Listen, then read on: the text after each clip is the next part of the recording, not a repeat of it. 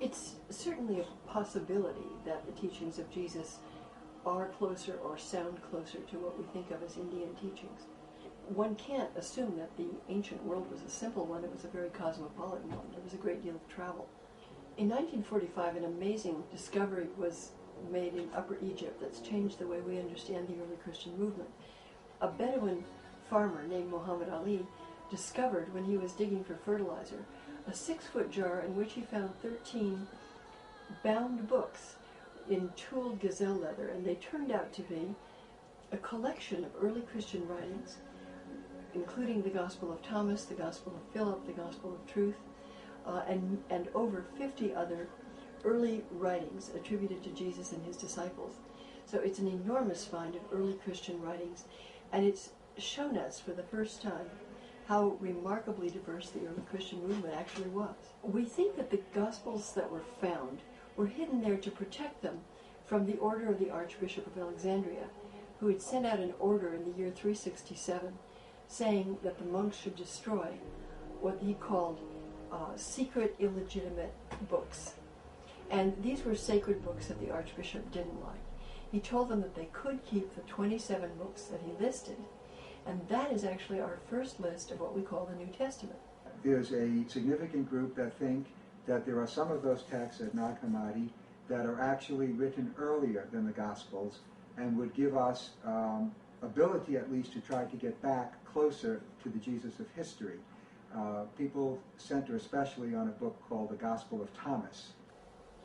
It's certainly possible, as some people say, that Jesus had traveled to India. I happen to think it's not very likely for a village rabbi.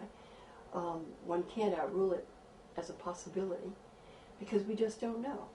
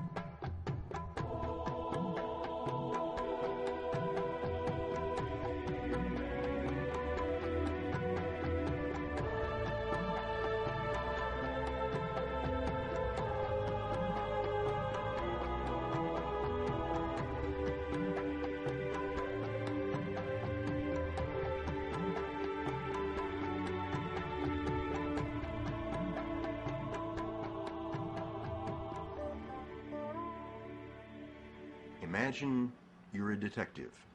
An unusual case comes across your desk. It isn't exactly a case of a missing identity or a missing person. It's a missing background, some lost years, and the particulars are sparse. Date of birth unknown, exact year of birth also unknown, sometime between 8 and 4 BC, place of birth disputed, thought to be Bethlehem. All human history divided by his birth, BC AD. This is no small case. An investigation into the past of one of the most influential persons in history. By this time you realize what you might be getting into, but it doesn't add up. Why a file on Jesus? You read on. Adventurous early life, fled with parents to Egypt after father had a dream, returned to Nazareth an unspecified number of years later, was baptized by a cousin, John, traveled extensively with a band of 12 disciples for about 3 years, preached, healed the sick, raised the dead, orthodox position, rose from the dead on the 3rd day, taught disciples 40 days, then disappeared from their sight in a cloud, ascended into heaven, and sat on the right hand of God. The file. It is full of unanswered questions. No record of his existence made during his life. If made, did not survive. Nothing he may have written survived either. No record of what he looked like, height, weight, color of hair, or eyes. Few details about his childhood. Little information about his family and home life. No record of any kind about where he was or what he was doing from age 12 to 30, a period called the lost years of Jesus. And I would ask the Bible school teachers, well, what about the missing time in the life of Jesus from the age of 12 to the age of 30? What was he doing? Was he working with Joseph? Was he making tables and chairs? Why don't they tell us? I was a student at the University of Alaska at Fairbanks. I graduated with a Bachelor of Arts degree in speech communications and a minor in secondary education. I got my teaching certification. Most of my adult life, I taught English as a second language, ESL, and I taught ESL in many different foreign countries, including in the Peace Corps in Afghanistan. This is the first newspaper article that I wrote about India. This was after my first trip to India when I was in the Peace Corps in Afghanistan. Here's a paragraph in the article concerning Kashmir and a mention about Jesus in India. And the paragraph says, also while in Kashmir, I met a newspaper editor who had written a book, Christ in Kashmir. From his researches, he believes that Jesus of Nazareth visited India in his youth. He cites numerous historical records dating back 2,000 years to prove his point. And just that short paragraph got me into a lot of trouble at that time. People in my hometown of Lampasas criticized me and just basically thought that it was stirring up trouble to even look at any evidence about Jesus in India.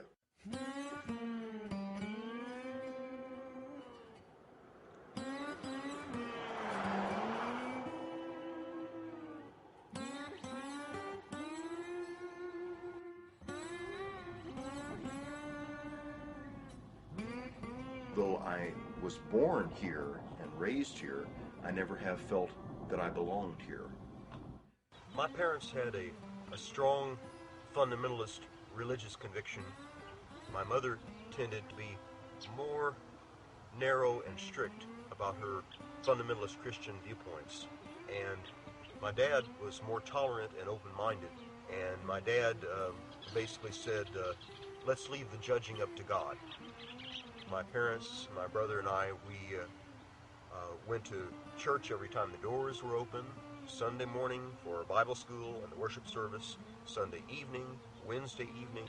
We were taught in the fundamentalist Christian church here that you either were going to obey God, or if you did not obey, you were going to be damned at the last judgment, condemned by God, and damned, sent to hell, to burn and suffer for all of eternity. Well, the New Testament and the Old Testament are both the inspired Word of God, and yes, we believe that they are. Well, we're, I guess you'd say, fundamental as far as Scripture is concerned. We believe every word of it, yes, sir. It was understood we were not supposed to dance, we weren't supposed to drink. Gambling was a no-no. I've known Ed Martin for, I guess, 50 years. Since he was a little boy, certainly. I'm not sure how old Ed is, but I've known him, I guess, all his life. Ed has always been out there on the edge. The difference between being a visionary and being crazy is a very small difference sometimes. And none of us know. None of us know what that difference is. Ed's grasp of reality and mine are not the same thing. He has always wandered around, and he enjoys traveling. He just never has settled down. Mm-hmm. And that's all right, if that's what he wants to do. But that's not what the rest of us do, of course. That's different, is what I'm saying. How sweet, how heavenly is the sight when those that love the Lord and He's an heir of heaven who find His bosom glow with love. I really enjoyed Bible studies, and I remember on Sunday mornings, where we would come to the place in the life of Jesus where Jesus was 12 years old. It was the feast of the Passover, and Jesus had disappeared from his parents, and Mary and Joseph had gone looking for Jesus, and they found Jesus with the learned Jewish priests, the learned doctors of the law, and Jesus, as we know, was giving very scholarly, very spiritual, and profound answers to their most difficult questions. And after that, we have in the Gospel of Luke the one transitional verse, that Jesus grew in wisdom and in stature and in favor with God and man. And then Jesus was 30 years old, he was at the River Jordan, and he was being baptized by John the Baptist. I would ask my Sunday school teachers, well, what happened during that 18 years that was covered by just one verse? Where was Jesus from that time, the age of 12 years old to the age of 30? And the Bible school teachers would just basically say, well, God does not want us to know about that. And Jesus increased in wisdom and stature and in favor with God and man. Now, in the 15th year of the reign of Tiberius Caesar, the word of God came unto John, the son of Zacharias, in the wilderness. Now, when all the people were baptized, it came to pass that Jesus, also being baptized and praying, the heaven was opened, and Jesus himself began to be about 30 years of age. It's frequently referred to as the hidden years, and I think mainstream Christian churches have assumed that he was growing up in Palestine. He was being raised by his mother Mary and by Joseph. I would have to say that he was with Joseph and Mary growing up. As boys grow up, probably mischievous at times. I don't see him as being anything other than just a normal human being, because that's the form he took. Makes no difference where Jesus was after his 12th birthday till he went to the wedding feast and changed water into wine. What would it change? I can think of nothing. People have said, how could Jesus have traveled to India? What road, what route was available? And the answer is the most famous trade route in the world, the Silk Road. The Silk Road was an ancient caravan route between China and the Mediterranean. And the distance, approximately the distance, say from the port of Acre, ancient port of Acre, on the coast of Israel, all the way across to, let's say, Srinagar in Kashmir.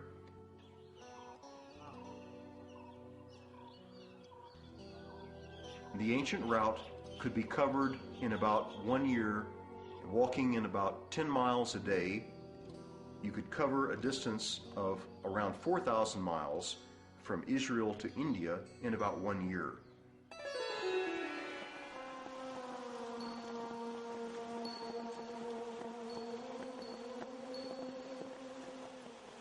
Krishnamurti made the quote that whenever a human being sets out to find the real truth about something, he or she must arm himself with great courage, because he may not find what he wants to find.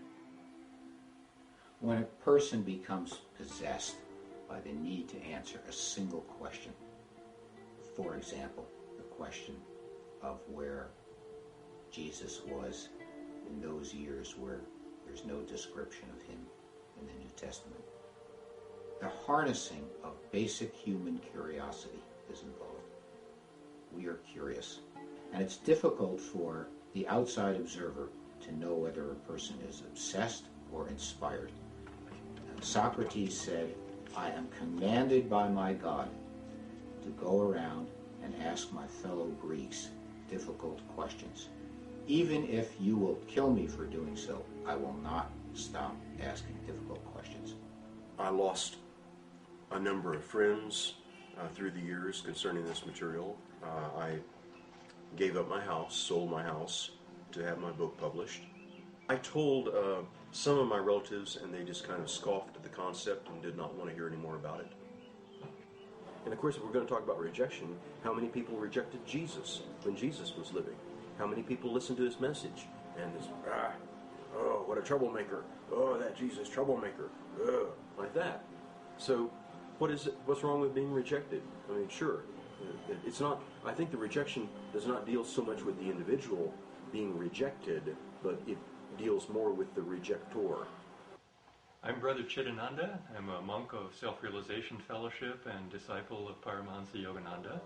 I've been a monk in SRF for about 26 years. And for many of those years, most of those years, my service in Self-Realization Fellowship has been with our publications area, assisting with the editing and publication of the books by Paramahansa Yogananda. Here is this individual who is the focal point of Western history. And yet, a huge block of time in the life of this individual, there's absolute silence in the Gospels about that. We have the beautiful story of his birth and the visit of the three wise men, and then a little account of him with his parents visiting the temple in Jerusalem. Takes him up to about the time when he was 12, 13, just a young man. And then there's a curtain of silence that just comes down, boom, and nothing. Nothing for 18 years. We have the story in the Gospel shortly after the birth of Jesus where the Gospel describes the visit of the wise men of the East who came to honor the birth of the Christ, the birth of Jesus, with gold and frankincense and myrrh. And again, the Gospel is very sketchy about who these individuals were and where they came from. You know, traditionally now we call them the three kings. You know, we three kings of Orient are. Well, there's no mention in the Bible of them being kings. There's no mention of where they came from. There's just this word that magi, meaning wise men from the east. Now, Paramahansa Yogananda said that actually those three wise men were great sages, great rishis who had traveled from India. From the very beginning of Jesus' birth, we have this very significant connection with the spiritual traditions of India. Again, the spiritual homeland, the spiritual lighthouse of humanity of ancient times. From the word itself, magus, they were some kind of astrologers from the East. The fact that they were fascinated by a star in the story, it seems to be the way Matthew wants to portray them, that they are astrologers. Exactly where they come from, he does not tell us, and I don't think we can know that. Paramahansa Yogananda said that Jesus himself, when he got to be about 12 or 13 years old, joined up with one of the common trade caravans that were constantly going back and forth from Palestine and traveled to India, where he spent many years both in India and also in Nepal and Tibet, responding, you might say, to that connection that was established between him and these great sages of India at the time of his birth. There has been a lot of speculations where they come from. The name Magi and the original depictions of them in the art of the catecúmenos from the 3rd century depict them as Persian Mitra priests, Zarathustrians. And indeed, Zarathustra, the great Persian prophet of the 6th century BC, predicted the coming of the Messiah, and they expected him. I was not at first trying to step on any toes or find any hot potatoes. I was not trying to find anything controversial. I just wanted to answer the question in my own mind. Where was Jesus during the missing years? What was he doing? I just wanted to know. Of course, as a historian, you want to know what happened, but you have no reason to believe that he really was in India. Most probably he lived in Nazareth and they learned carpentry and at the same time prepared through prayer, through meditation, through contemplation, through what we call the Nazarite. The Nazarite was a complete dedication of your life to God. And it included that you were not allowed to touch your beard or your hair with a scissor, and you lived as a celibate. That's why Jesus, even when he started preaching around 30, was not married. He did not have to go to India to learn this, but he could learn it among his fellow Jews. Jesus was born to a Jewish family. His teachers were Jewish. His practice was Jewish. His home was far more reliably kosher than that of 98% of American Jews today. Everything else about the story, Judaism really does not have an opinion. The Jews were expecting in the time of Jesus a Messiah, not necessarily a prophet. The Messiah was one who was going to, as I said, lead the battles, bring the oppression to an end, return Jews from exile, reestablish Jewish monarchy, and then gradually bring the world around, not to a Jewish message, but to a monotheistic message that would usher in an era of peace. I was on two quests, really. The first was a personal one, the quest to find out what I believed about my faith and why. The second one was maybe like some of those Texas tales of the search for missing gold, or the search for the Holy Grail. I was serving in the Peace Corps in Afghanistan. After work one day, I went over to the American Embassy Annex, where they had a small bar for Americans and other foreigners. The bartender at the American Embassy Annex was a Pakistani Christian, and Pakistani Christians are required to take Christian names, so the bartender, his name was Mr. Wilson. I asked Mr. Wilson about a beer that I saw behind the bar that day, and the name on the beer was M-U-R-R-E-E, Murray.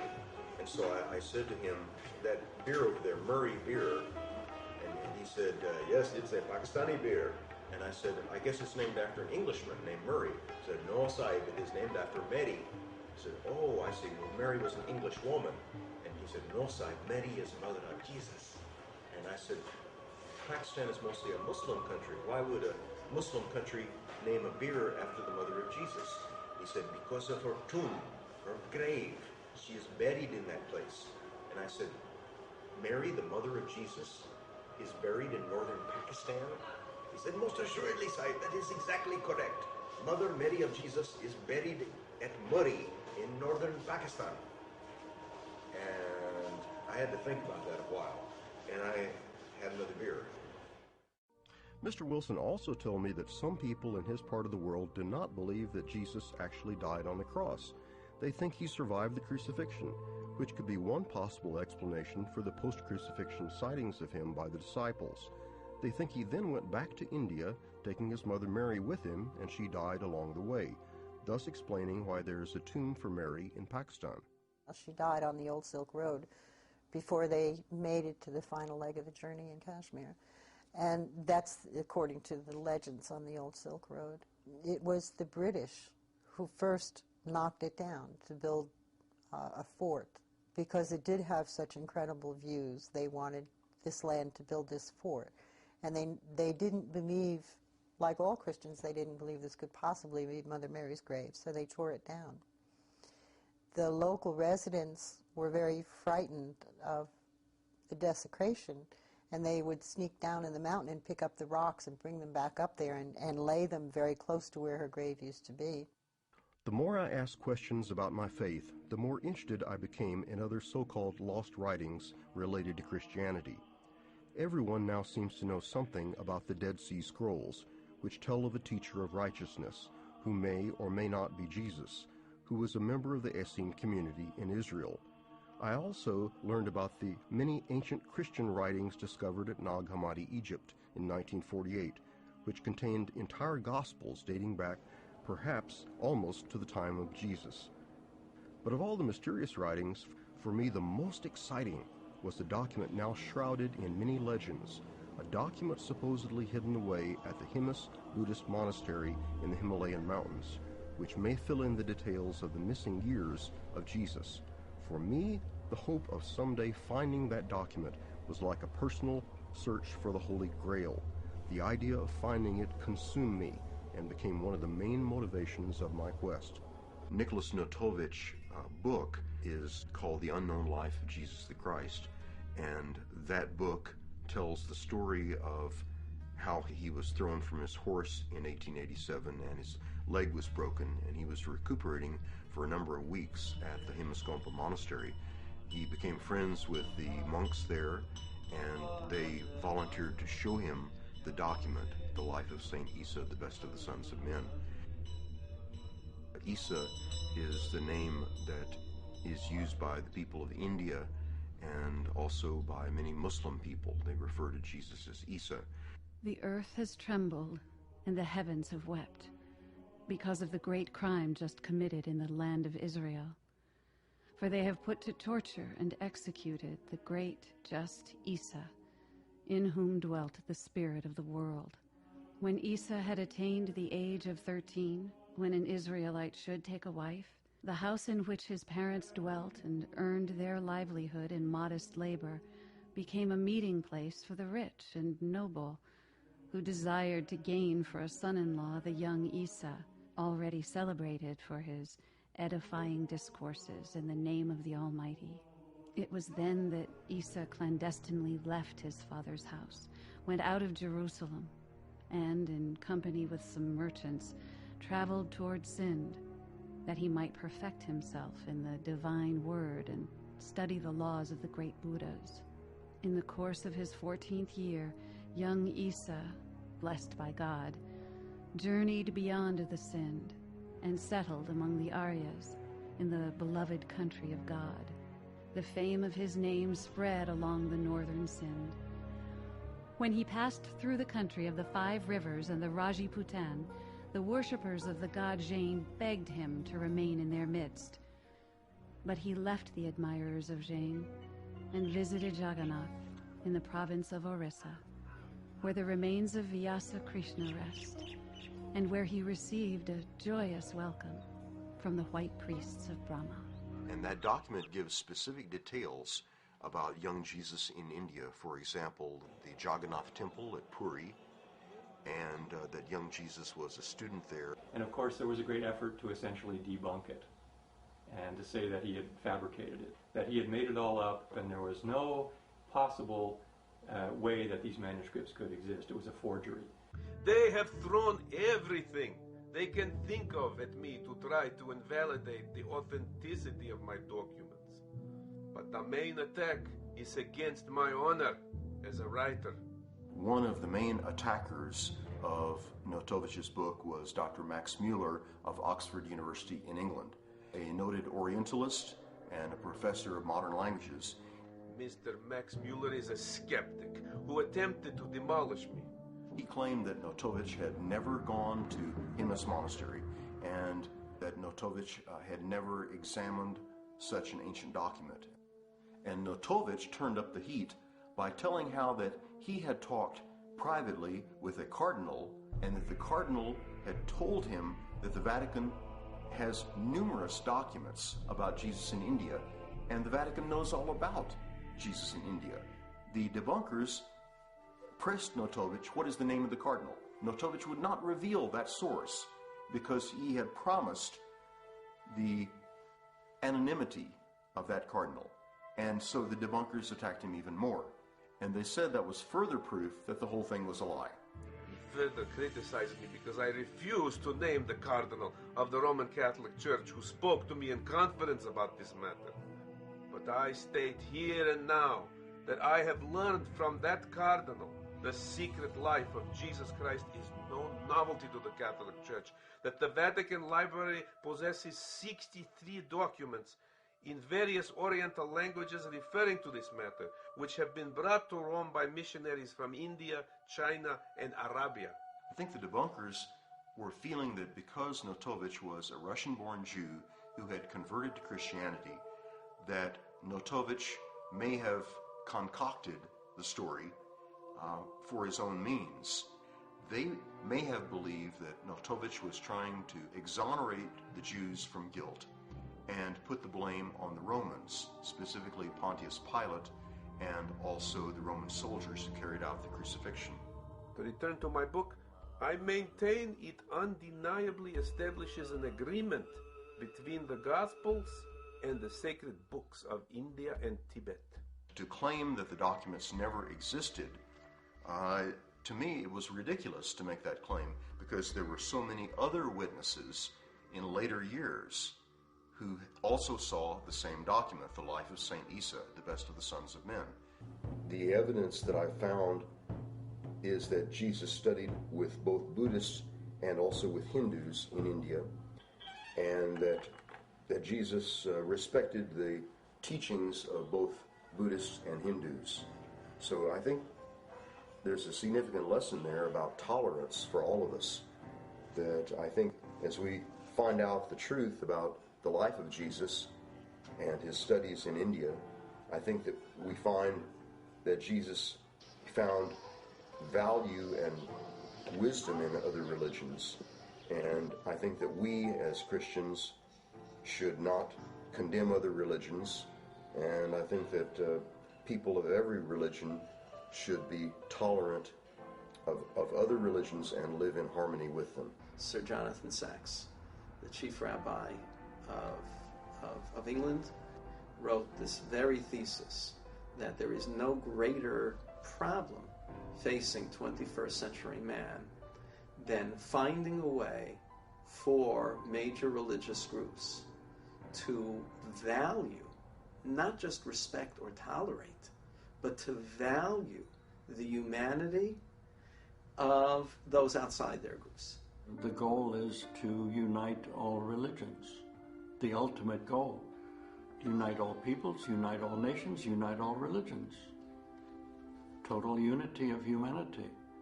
And you can only do that by transcending the differences. So if Jesus went to India, that would have been a major contribution to that goal. My sense is that this is an enormous item in India. These traditions and legends have not permeated Western culture at all. I'm not familiar with them. Nobody talks about them in theological circles. All of what we would talk about, especially in terms of travel, would be pure speculation based purely on legend.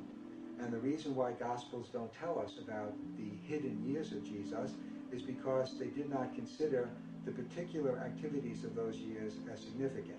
As a Roman Catholic, from a theological point of view and the point of view of my faith, I have no problem with our Lord going anywhere between 12 and 27, because why shouldn't he? We know that the Gospels are not complete biographies, and even St. John pointed out that by many things he did not tell them, but all books in the world would not be enough to put in everything which happened during the lifetime of our Lord on earth. So theologically, no problem. It could be true. It doesn't change my faith. It would turn out to be true. But to believe anything as a part of history, I have to see and I have to investigate the evidence. As editor of the Tomb of Jesus website, Arif Khan has made it a personal mission to coordinate, on the World Wide Web, all the prominent research and scholarly efforts related to questions about Jesus in India. Although Arif Khan is a young man who lacks university or madrasa academic training in religion, nevertheless, almost all of the latest research about Jesus in India is brought to his attention first, and he is keenly aware of all the arguments and evidence that would place Jesus in India. Belonging to the Ahmadiyya Muslim community, it's almost an article of faith, the Jesus in India story. So for me, living in a Western world, brought up with ideas of Jesus that you see around you, very much Christian ideas, from a very early age, I had to reconcile, well, is this true? What is my belief founded upon? Traditions of Jesus traveling to the East and having a presence in other faiths would drastically, I think, change the way Christianity is viewed.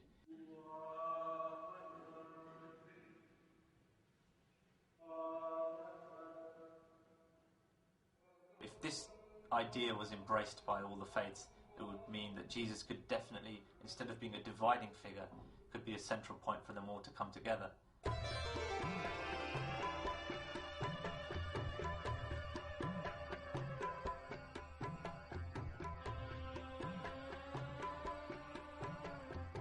I was incredibly lucky because I was allowed to enter the Meenakshi temple at Madurai, which is normally only for Hindus, and I was also allowed to film there. And it turned out that I was granted an interview with the head priest. I had to wait about 4 hours and wait through 3 weddings, but it all turned out. See, the gap between the 10 to 32 years of Jesus Christ, supposed to have traveled to India, especially northern Himalayas, were saintly persons of Hinduism. People have been living for centuries of centuries. So there he imbibed all these qualities of the saintlyhood people and taken this message of Hindu culture. And he taken one part of Hindu culture, namely patience, love, affection. because Hindu culture is something very big, very broad. But see, he has taken that message to Western culture and preached it over there. People didn't like it. They actually crucified him. Yes. Later point, the people realized what they've done it is a sin.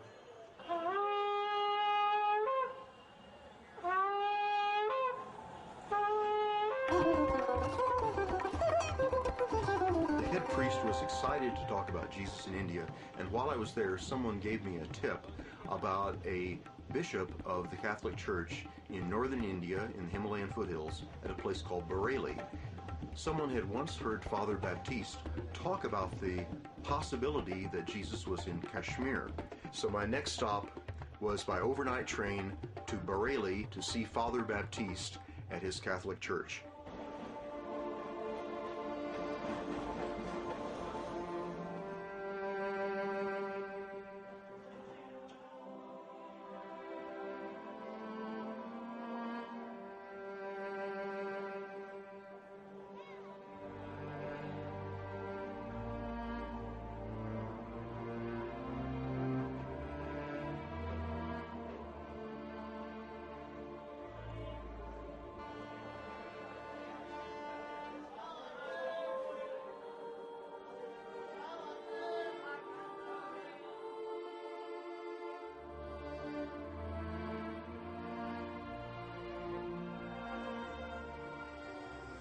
Jesus didn't start a religion.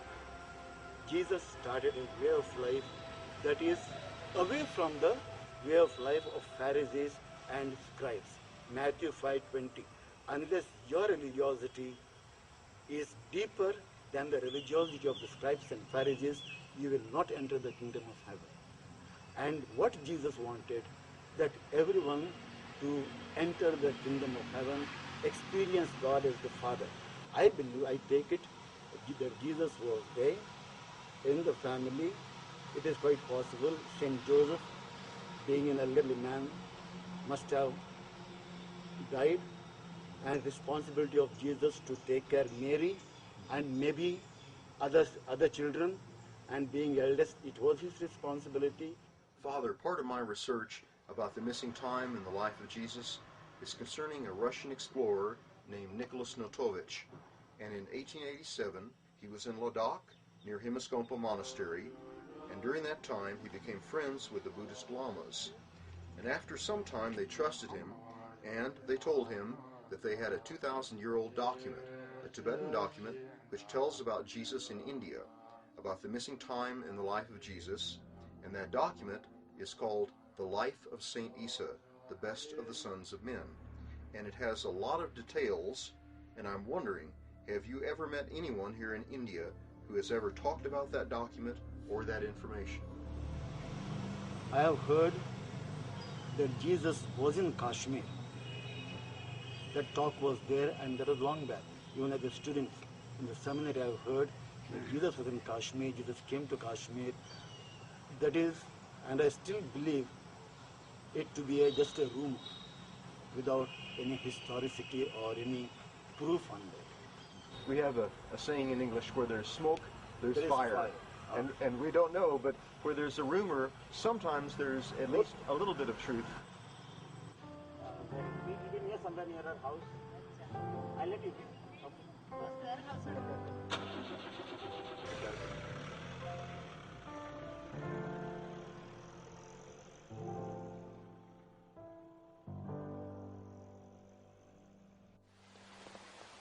It can be frustrating to try to track down a document as elusive as the life of Saint Isa. And we know that a string of researchers through the years, going back to 1887, back to Nicholas Notovich, the Russian explorer, we know that he saw it in 1887. We know that in 1922, Swami Abhedananda of Calcutta went to see the document at Himaskompa, and he was quickly shown the document. He was able to read the document and translate it and hold it in his own hands. I wanted to go to Calcutta to visit the ashram of Swami Abhedananda, which is called Ramakrishna Vedanta Math.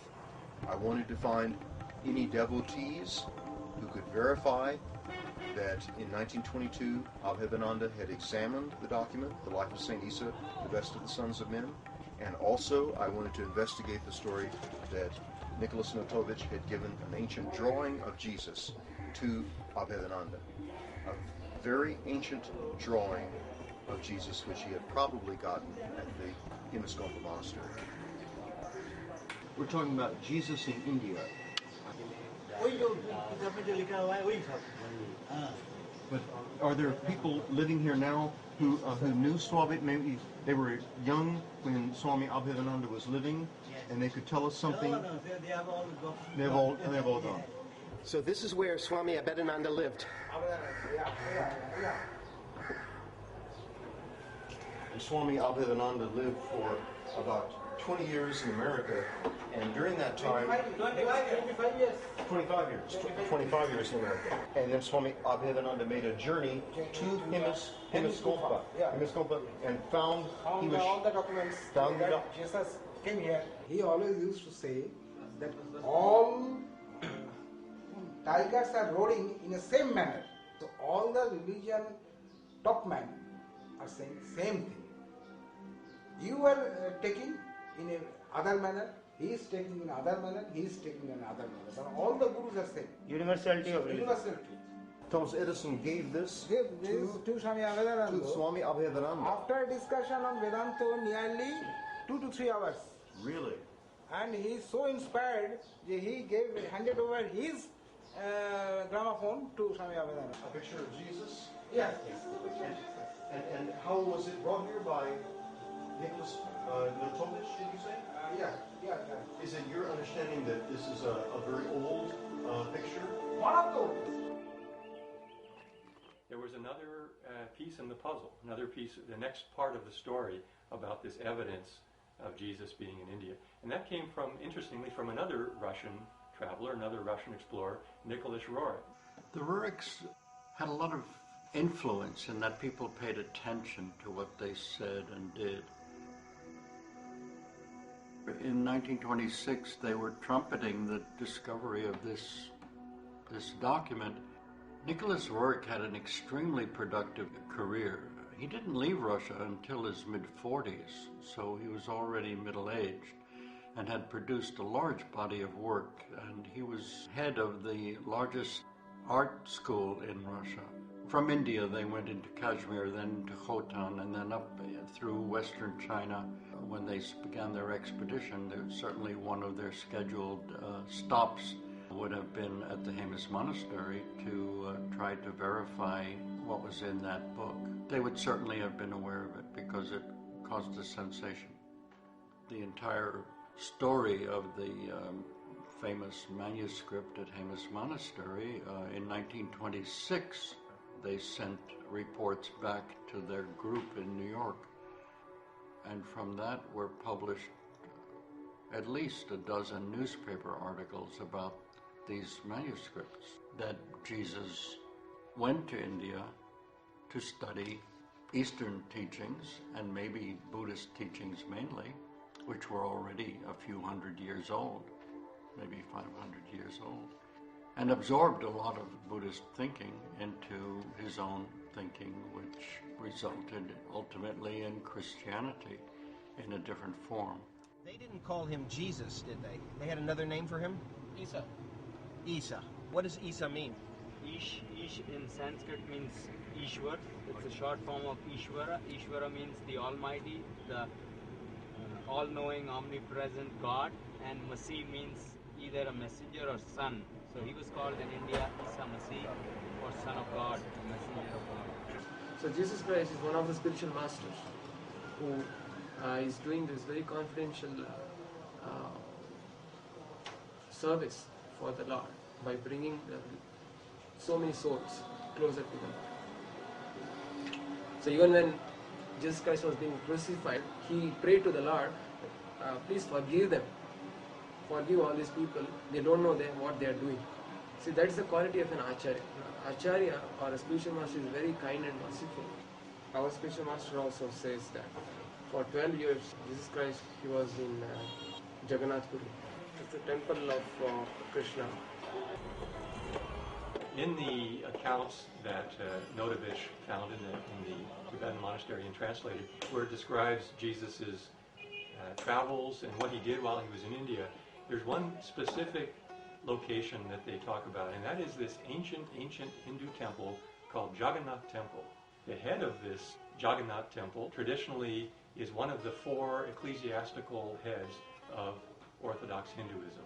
Just as in the Catholic Church we have the Pope, in Hinduism, in the Hindu tradition, there are four spiritual heads that are called Shankaracharya. I felt incredibly fortunate to be allowed to have an interview with the Shankaracharya of Puri, one of the great leaders of Hinduism, and I was told beforehand that the Shankaracharya never grants interviews, but when we were able to convey our message to him that we wanted to interview him about Jesus in India, the doors opened.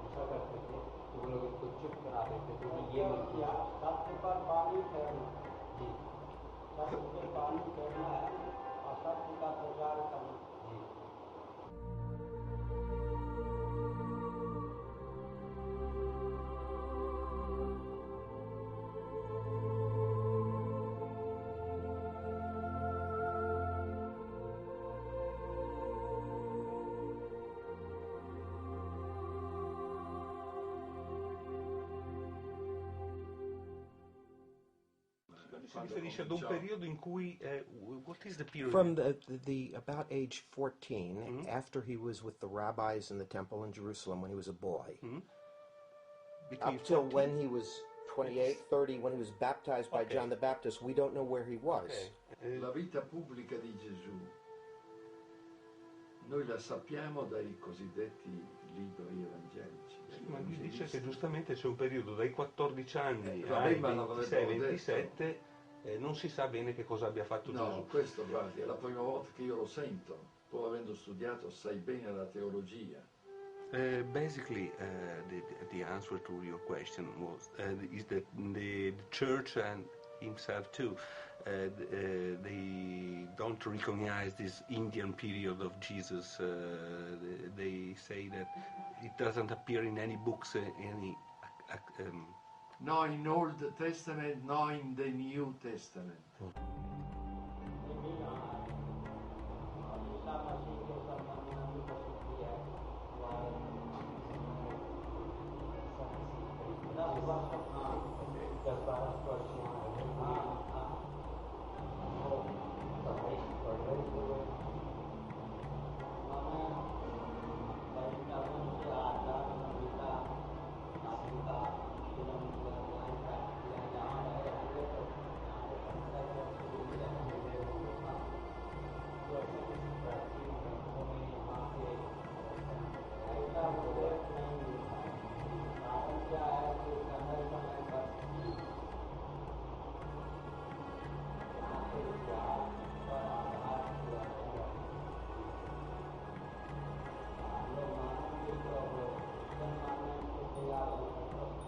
No, assolutamente no.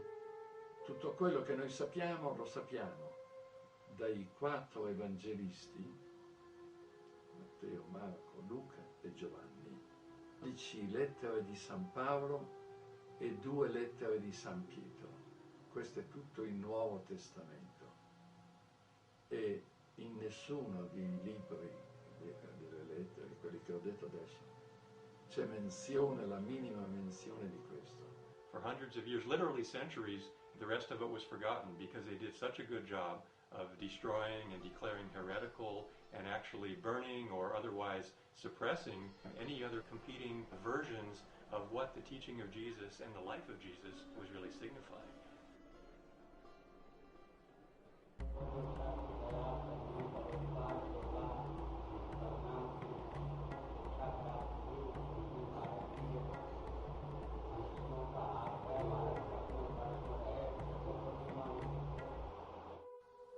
Sarebbe nei Vangeli, nelle lettere di San Paolo. Ma quindi allora tutti i documenti, diciamo così... Ma i documenti perché? Possono essere anche di 30.000 anni fa, i documenti. No, 30.000 anni fa perché no, sono più di 4.000 anni fa.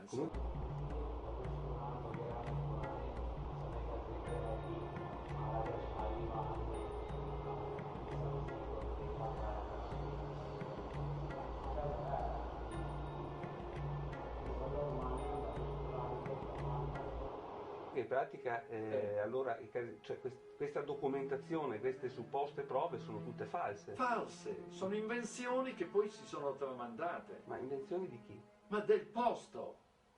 E che motivo avrebbero avuto di inventarsi la vista di Gesù in India? Ma mica le hanno fatte prima che sapessero di Gesù. Ah, lei dice dopo? Dopo. Ma dopo. There's a Hindu works called the Bhavishya Purana, which talks about a figure known as Isa Masih. And again, we get the similar Isa, which is how the Quran refers to Jesus, Isa, Yusuf. These are all related words. And it exactly pinpoints Isa Masih as being around the time of 100 AD. And it talks about a king meeting with Isa Masih. And it mentions it just in passing, that he met this figure, a saintly figure. And the figure said that he had been born of a virgin, that he had taught a religion of peace. He had been persecuted in his homeland to the point where he had to flee to the east.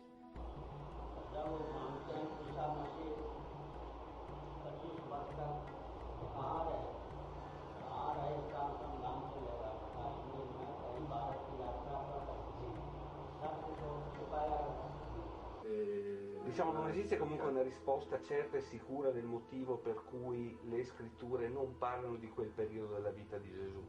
Cioè non esiste una certezza, cioè, sappiamo che i libri non ne parlano perché sono ipotesi di fatto. Sì, ma si può ipotizzare che cosa è andato a fare a 17 anni in India? Avrà detto qualche cosa di buono. E allora il Nuovo Testamento avrebbe detto questo viaggio. Non è andato là come turista.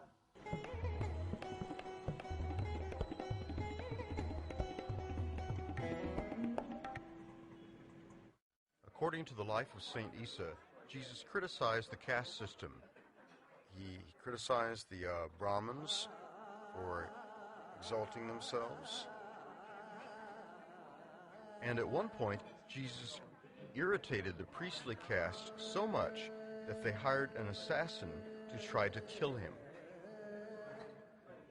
So it seems Jesus did step on some toes within the Hindu community 2,000 years ago. And Jesus fled and went northward up toward a place that is called Kapilavastu, the birthplace of Gautama Siddhartha, the Buddha. And then later went further north up into Tibet, into Lhasa. My source for this is Notovich and his translation of the Life of St. Isa document. The document may not really be 2,000 years old. We realize that it may be something more modern. We do not know right now about the facts of its true history, and that's something that we want to go and investigate firsthand. At the airport at Ladakh in northwestern India, it's high up in the Himalayas, the highest airport in the world. It's amazing that the monks there can live and function as high as the elevation is.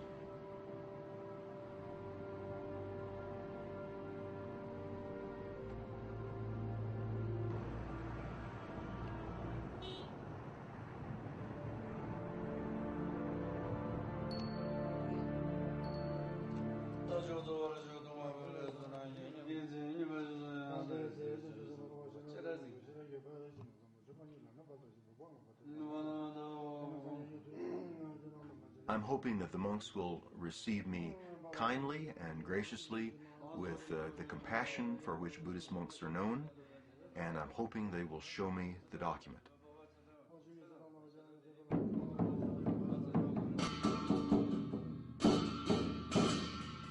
सतर्क रहना पड़ते हैं क्योंकि काल को इनकी present में या हम कमेटी की प्रेजेंट में कमेटी है सारे यहाँ बैठ के करेंगे तो पता चल जाएगा कि यहाँ है कि नहीं है अब अकेला आदमी तो कुछ नहीं कर सकता है क्योंकि इस तरह से भी बात उठ सकता है काल को कि है तो सही है ठीक है नहीं है तो कहीं गायब कर दिया हो इस तरह की बातें इसमें है तो थोड़ा इसमें मुश्किल भी है जो इसका इतिहास है इस तरह का किताबों में मैगजीनों में लिखा है और इन जनश्रुति में भी है दूसरा हमारे यहाँ किताबें हैं जो जितना भी किताबें हैं उसका कैटलॉग अभी तक हुआ नहीं है यहाँ ये नहीं कह सकता है कि यहाँ नहीं है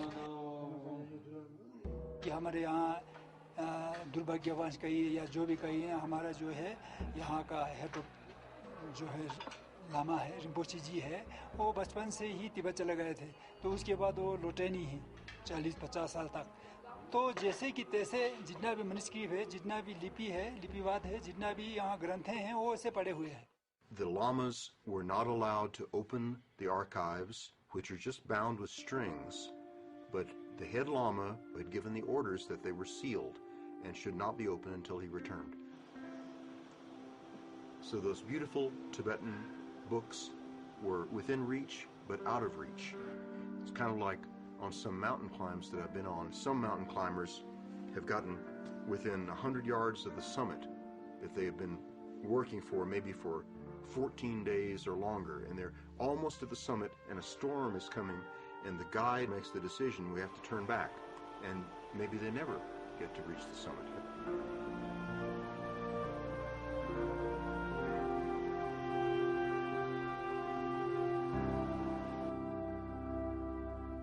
रिसर्चर ऐसा होता है कि दलाई लामा जी से मिला है दलाई लामा जी ने भी बोला है कहीं की तिब्बत में भी कहीं लाइब्रेरी में मैंने इस विषय में इस सब्जेक्ट में कुछ देखा था बचपन में इस तरह से मतलब लेकिन खुद दलाई लामा खुद नहीं कहते खुद हमें मालूम नहीं मैं तो नहीं मिला एक रिसर्चर था अमेरिका का जो है मूल भारतीय था वो अमेरिका में रहते हैं उसका मोहम्मद क्या था कुछ था उसका मेरे पास सारी चीज़ डॉक्यूमेंट क्या है चिट्ठी है वो कहते हैं कि वो धर्मशाला में दलाई लामा जी मिले थे तो दलाई लामा जी भी ये स्टेटमेंट कहते हैं कि कभी बचपन में मैंने भी ये लासा में एक लाइब्रेरी है लासे जोलपार नाम का वहाँ कहते हैं वहाँ हमने देखे थे तब कभी हमें भी लगते हैं कि कई संभव भी हो सकते हैं I have great faith in divine order, which means that if you have spiritual faith and you're aiming in the right direction, you will get guidance for the best possible outcome eventually. And so I came here to Dharamsala, and I have the hopes of getting an appointment to interview His Holiness the Dalai Lama. Even though I'm someone he's never heard of, somebody from Texas, they tell me that he'll be back in a couple of days and it will be his 70th birthday, and I'm hoping the sun will shine on His Holiness and also on our research.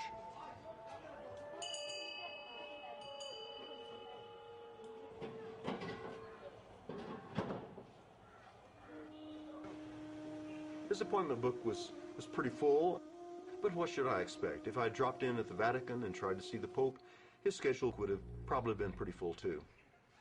Finally, I learned in a communication from his office that the Dalai Lama says he does not know of the existence of ancient Buddhist documents that tell of Jesus in India, that in fact he first learned about these questions when he was asked the question by others, and so even he cannot confirm today that Nicholas Notovich and the others really saw and translated those ancient Buddhist accounts of Saint Isa or Jesus in India. And I have to reflect on all of these things more, because I'm not completely certain about all the answers. I want to find more evidence, I want to find more information, and I want to look outside the box and think outside the box.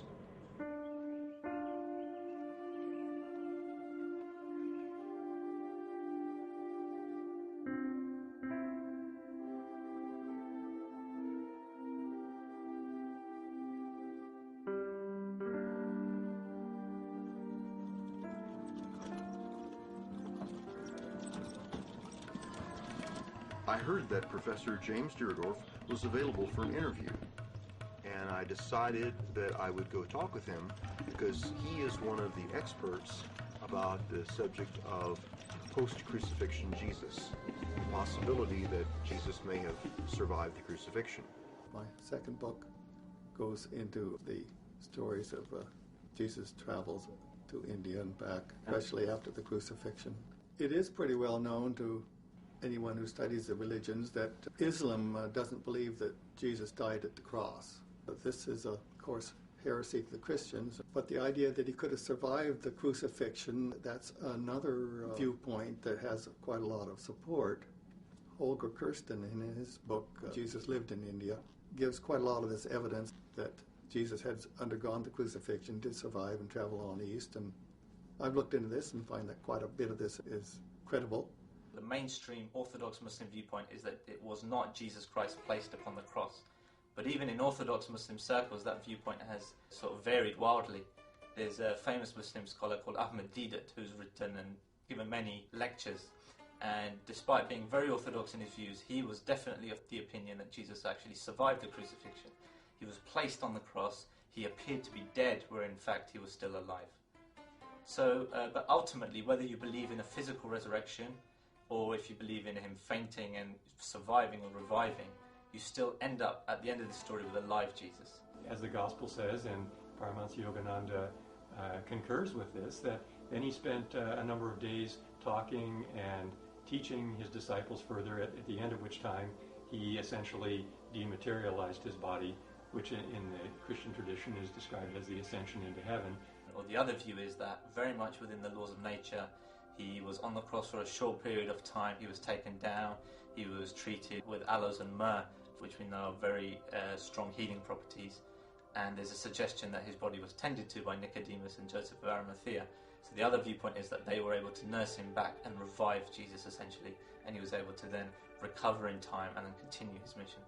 Regarding the medical aspect, yes, if you nail a person through the palms, to the legs, and lace him up, he'll have bleeding. But that bleeding may perhaps be so slow that his body systems may have a reactionary aspect where it can sustain him for life for hours together, and beyond 6 hours too, because the bleeding is that slow. It's not a major vessel that we are knocking off.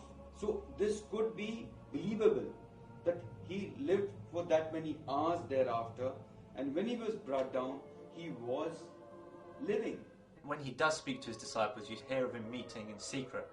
And this makes absolute sense if he was physically alive and if he had survived this crucifixion, because he would have still been a wanted man. Did Jesus really die at the crucifixion, and was he bodily resurrected? In the last section, the last chapter of the second coming of Christ, Paramahansa Yogananda goes into this in great detail, and it was his perception, it was his assertion based on his own intuitive understanding of what Jesus had gone through. He said that absolutely he experienced physical death. It wasn't just going into a coma and that then they revived him and then he was able to then walk and talk and meet with his disciples later on. He said no, he died. When Jesus was asked to give a sign, he even said categorically that the one sign I will give you is the sign of Jonah. And he stated how Jonah spent 3 nights and 3 days in the belly of the whale, and he would spend a similar period in the belly of the earth. Now if we look at Jonah, Jonah went into the whale and came out of the whale very much alive. And so if Jesus is highlighting this, then it suggests that this is exactly the way he thought things would happen with him. Jesus died with a long, loud outcry, which is an indication of a rupture of the heart. If the crucified prisoner's legs are broken, it interferes with his breathing. He's not able to support his own weight, and death comes quickly. In the case of Jesus, we know from the Bible his legs were not broken. Science tells us that if the legs are not broken, the prisoner could survive for a day or more. Another indication of the rupture of the heart is the separation of plasma, of liquid and blood after they pierced his side. So when this clear evidence of death was already there, they did not need to destroy the legs. As I say, this question of whether or not Jesus could survive the crucifixion, I think really is a question about whether or not he was resurrected from the dead, and where there's doubt there, even as you see in the end of Matthew's Gospel, the question is raised by the evangelist precisely to refute it. The tomb was very well secured. No one could have stolen the body, and therefore there must have been a resurrection. Whether there was a Roman guard out there is very sort of disputable and unlikely. Even if there was a stone in front of the tomb, they could still roll that away, and there would still be access to the tomb. And we know that even the biblical accounts talks about Mary's appearing on the morning of the resurrection to try and anoint the body, or they're definitely going to visit the tomb, so there definitely was a means of access to that tomb. I heard that recently they discovered in Israel a tomb with a second entrance, a back tunnel entrance. Maybe there was more than one tomb like that. If we were to be able to pinpoint one point in religious history where Judaism, Islam and Christianity diverged, that is the divergent point. Because at the point Jesus dies on the cross for Jews, he's a failed Messiah. That's the end of the story. God would not allow his Messiah to die. So that's the end of it.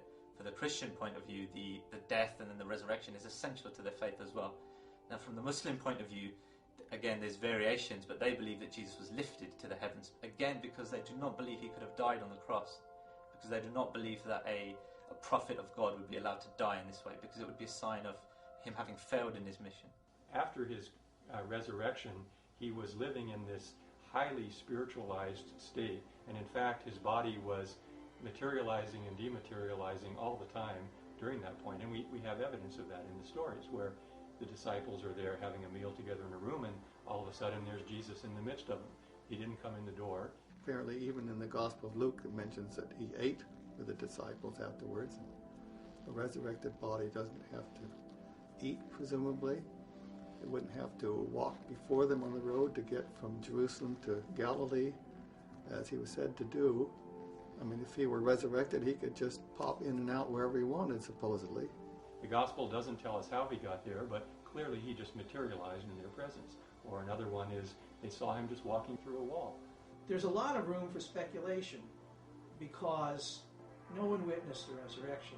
The resurrection technically, isn't really something that can be investigated historically, the way other things can be investigated historically. If Jesus survived the crucifixion, he would naturally want to escape the Roman Empire, and returning to India, where he had spent his youth, would be a wise choice. There was a scattering of the Jews as far as Kashmir, India, Afghanistan, the whole of that area, to the point that out of the original 12 tribes of Israel, only 2 were to be found in Jerusalem. There were times in which elements of Judaism were brought to different parts of the world. I even go back to a verse in the Bible where on the death of, close to the death of Abraham, the children that he fathered in late life, nobody knows the names of them, but they're right there in the Bible. It says that he sent them eastward to the east. The phraseology is jarring, eastward to the east. Well, of course you're going to the east, you have to go eastward. So there are those who've argued that the east that's meant there is the real east, and that what Abraham was doing was putting a placeholder in the part of the world that would not discover monotheism as quickly as the descendants of Isaac and Ishmael. Now Jesus himself has said his mission is to gather the lost tribes of Israel. And this was always the mission of the Jewish Messiah, was to unite the tribes of Israel, bring them back. So it's his obligation to now go and preach to those brothers and sisters who are dispersed throughout the East. There are many correlations about the similarities between Hebrew people and the people of Kashmir. The linguistic similarities, which are very strong, types of foods, types of clothing, DNA, the kind of knife used by butchers, the shape of the end of the oars of the shikara boatman is a heart-shaped, the end of the paddle, which is the same as the ancient Hebrew oars.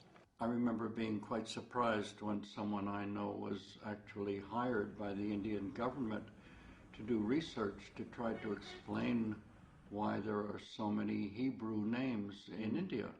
Therefore, the Messiah may have been talking about the people of Kashmir when he talked about the lost sheep of Israel, the lost tribes that he needed to minister to. The Messiah has an obligation to those people who were recognized as Jewish in his day. Thomas, according to tradition, went to India and brought the gospel there.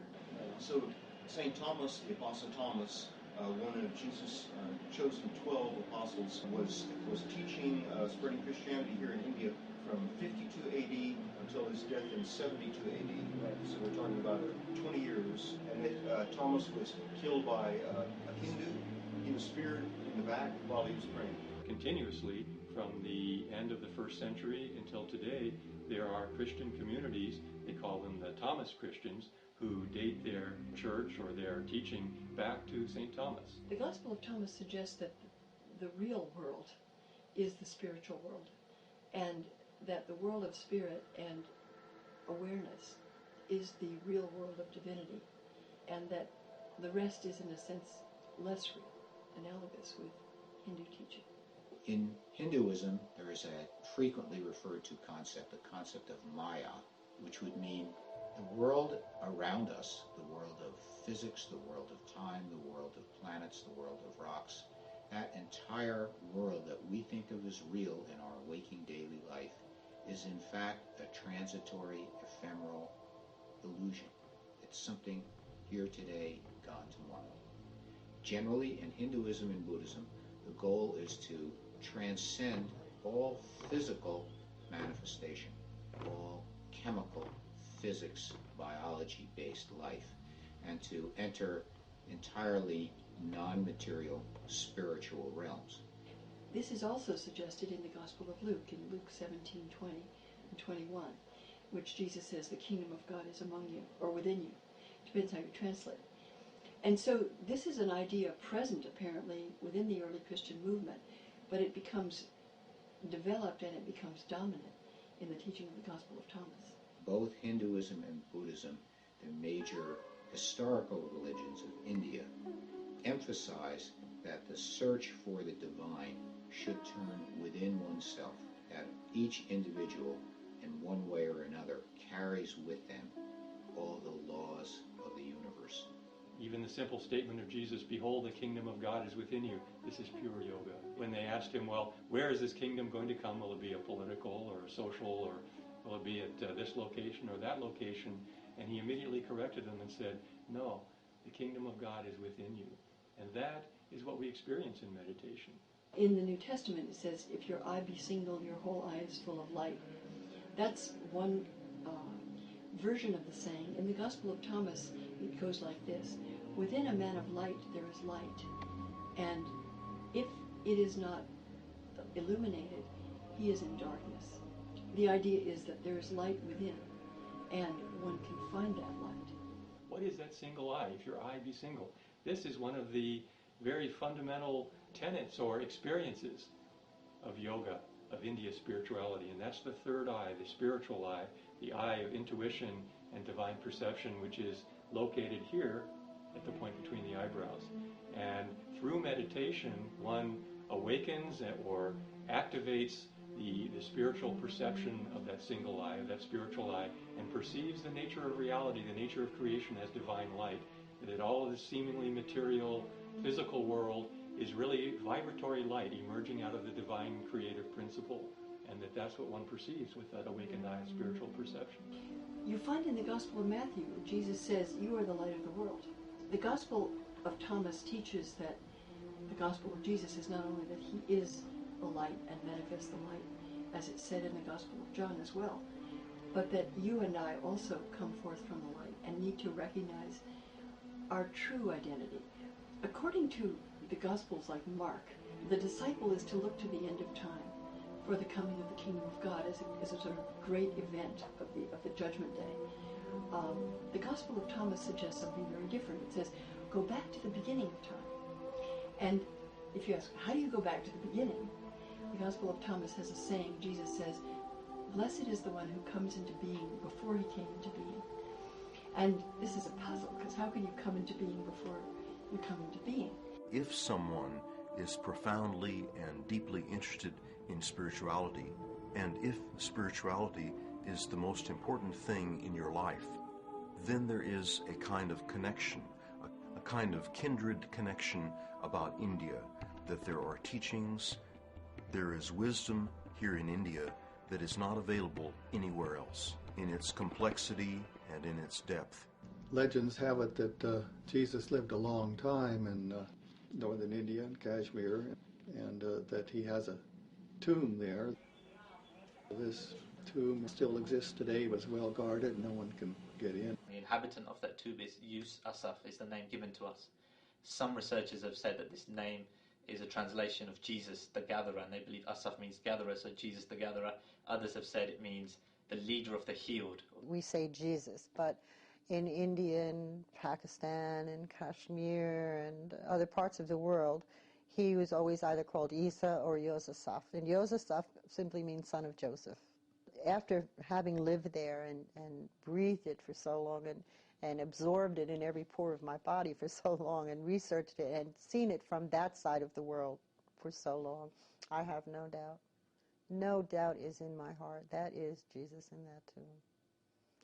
We know but Christ, even during his lifetime, sent hundreds of disciples all over the world to preach the gospel. And why should not one of them, with the name Joseph, which later became Yusasaf, have gone to Kashmir, teaching the gospel according to Christ, dying there, and that's it.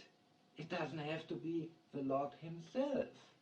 When I was exploring and researching the grave of Mother Mary, which is not that far from the grave of Jesus, we're only talking about a couple hundred miles, they opened all doors for me, and they were absolutely enthralled with the idea of someone finishing this research.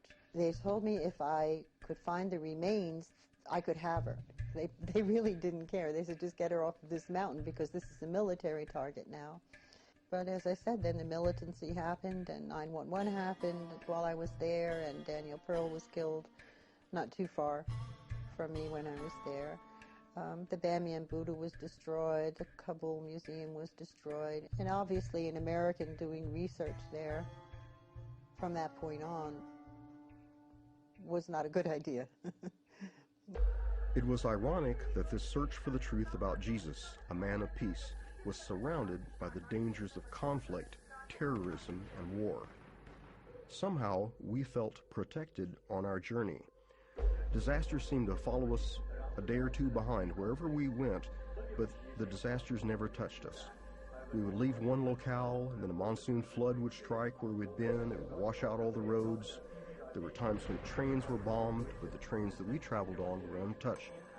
And time and again, there were other incidents of terrorism that followed in our footsteps, but divine order saved us again and again. We postponed a trip we were planning to the birthplace of Lord Rama of the Hindu faith. Terrorists bombed the Hindu temple that we were going to visit, but we were safely in another place. If we come away from this no closer to having proof that Jesus really was in India, at least we have tried. There's a wonderful saying here in India, better to aim at a lion and miss than to aim at a jackal and kill it. And I think we're aiming at a lion. For safety reasons, the decision was made that Paul Davids and I would remain at the houseboat on Dal Lake where we were staying, and that Anil, one of our producers, and the rest of our Indian team would go over to the tomb of Yus Asaf, and even they had problems about security. About every 100 feet there would be an Indian soldier with an automatic rifle on duty with the flak jacket and a helmet. And those soldiers were guarding against any kind of terrorism, any kind of trouble that might take place, because there's a lot of hostility and tension. Just getting to that particular place itself is very, very risky, and all the more due to the presence of a mosque nearby, which generally has seen many gun battles between the outlaws as well as the security forces.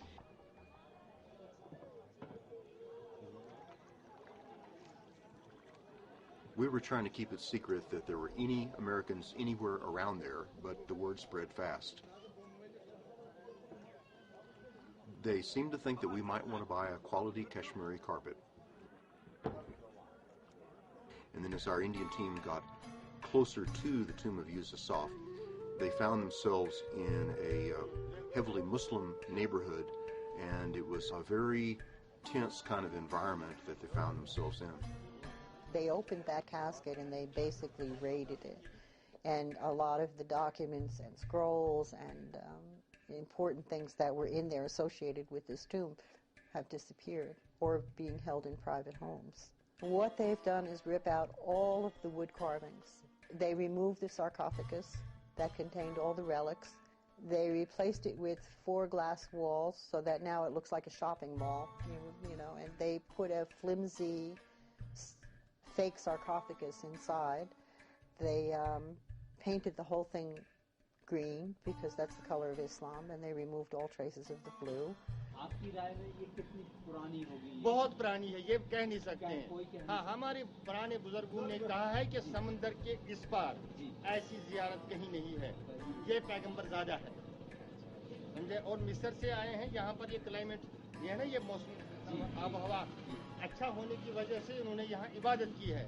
यहाँ के मुसलमानों का प्यार देखा है उन्होंने, तो उन्होंने भी इस प्यार के लिए उसको वापस जाने नहीं दिया।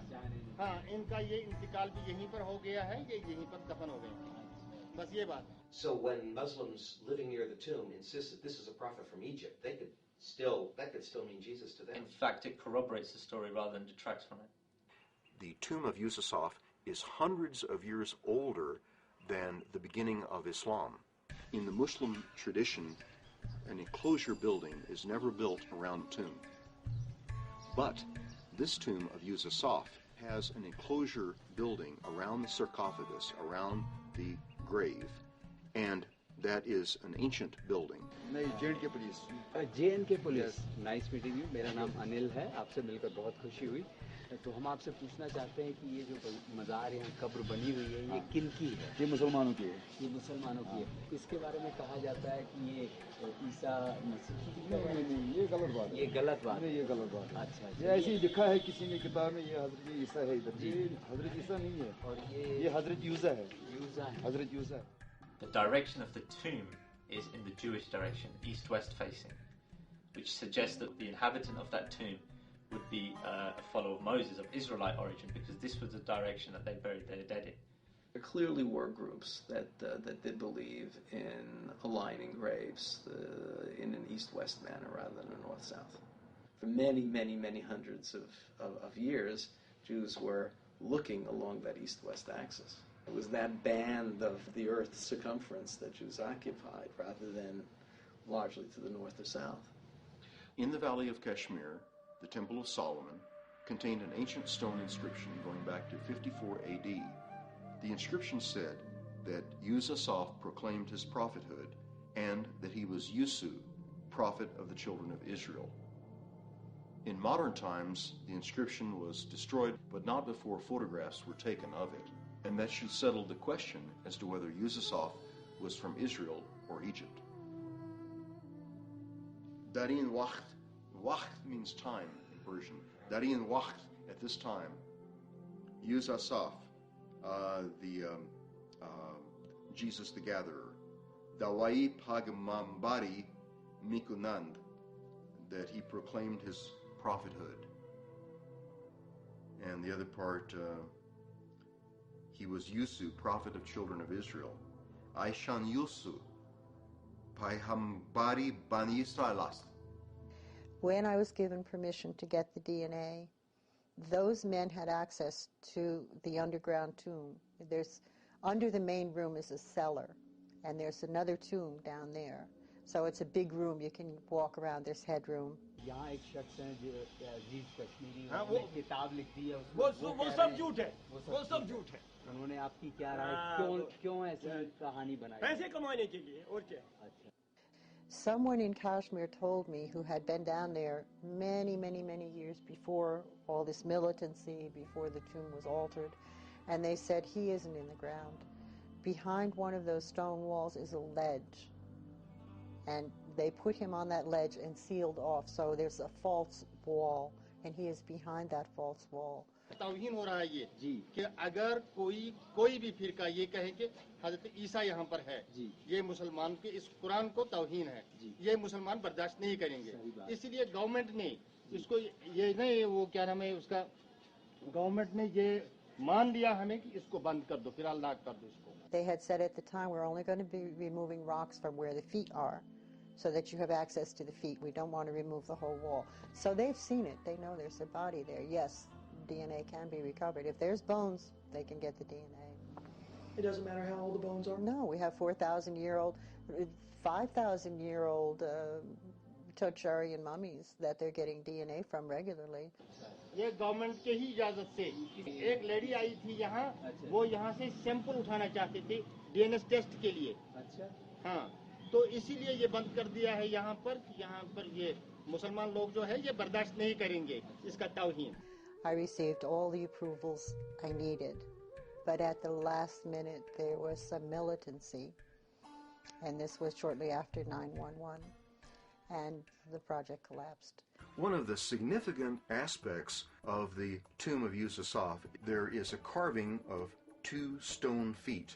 The stone feet have strange marks, as though at the time of the burial, the artist was trying to show that that individual had undergone a crucifixion, and to preserve that knowledge in stone.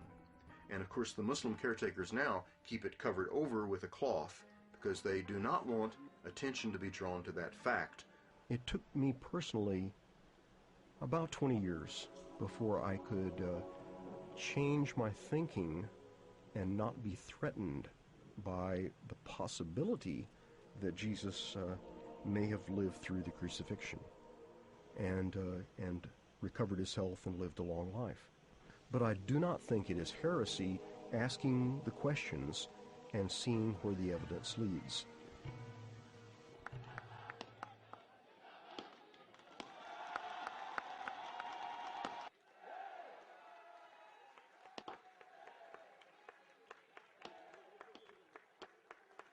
In my quest, I felt like David in the story of David and Goliath, trying to conquer a giant as many obstacles stood in my path. But the Goliath I faced is still there. He's the bureaucracy of organized religions. He is the entrenched belief systems which control people and keep them in spiritual darkness. He's the lack of inquisitiveness of members of my own fundamentalist upbringing. He's the tendency of people everywhere to stand so firmly behind what they have been taught that they will not think independently and ask hard questions.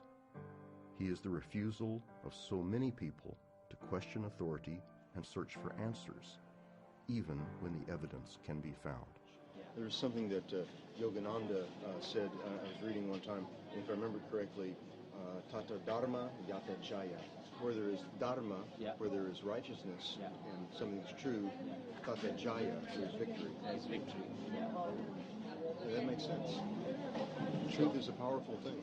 When we look human history, and even today, unfortunately, there are conflict in the name of religion. So therefore, the religious harmony is very essential. In spite of different philosophies or different sort of history, all tradition carry the same message of love, compassion, forgiveness, self-discipline, and contentment. In the West, a Judo-Christian background country, the certain portion of human being in these countries get immense benefit from Christianity or from Judaism. And Asia, like India, millions of Hindus get inspiration from Hinduism. And Thai or Burma, Sri Lanka, in this area, from Buddhism, like that. And the Arab world, millions of people get inspiration from Muslim, Islamic.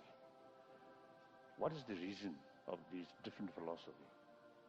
It's quite obvious. For different people with different mental disposition, we need different way to approach. So these different philosophies will come, all aiming to promote these values: love, compassion, forgiveness, tolerance, contentment, or self-discipline, and so on. There is common message. And all different philosophies, more or less same aim to help humanity, to promote human values. So therefore, there is basis, work together, and respect each other. And actually, we can, once we have closer relations, contact, we can learn each other. A poet from India named Kalidasa wrote a salutation to the dawn. It goes something like this: "Look therefore to this day, for it is life, the very life of life. In its brief course lie all the verities and realities of your existence, the bliss of learning, the glory of action, the joy of knowledge. For yesterday is only a dream, and tomorrow is only a vision. But today, well lived, makes every yesterday a vision of happiness, and every tomorrow a dream of hope. Look therefore to this day."